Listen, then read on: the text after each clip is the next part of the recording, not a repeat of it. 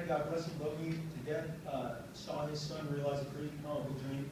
But he saw that I was selling 1 million copies a month of Marvel. People forget the second issue of X-Force with no polygon, no trading cards, was 1.6 million. And I'll be honest, I got about $1 million in issue off X-Force because I got whatever, because I wrote it and I drew. So now again, I'm 23 and I'm leaving.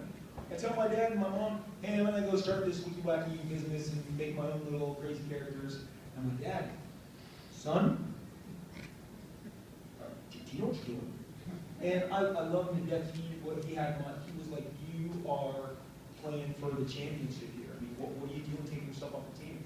Now the flip is, so I'm selling 1 million of X-Force.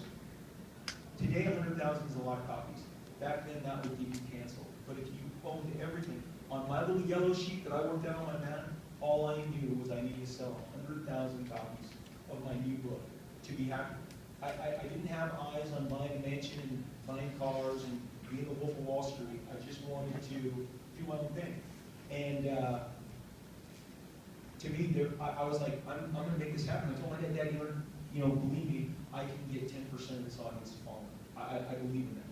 And, you know, we were all ready. There's something weird about our generation. I think about it all the time. I mean, Mark was ready, Jim was ready, Todd was ready.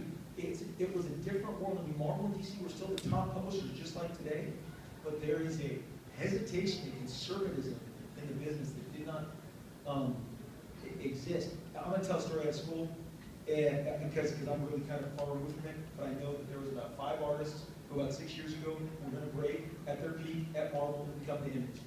And they were all top guys at Marvel and DC.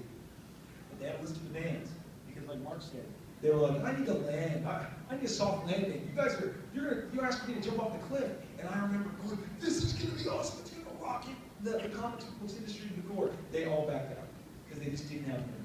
And I was like, that's boring. And to this day, those guys could not do that today. They don't have that. They don't have the heat anymore, because they stay too long in the dance. And we all knew our opportunity, like this window is open, you gotta go through it. Window's closed. Directors, actors, pop stars, athletes, comic artists. You have that window, you gotta go through it. So, I don't know you asked.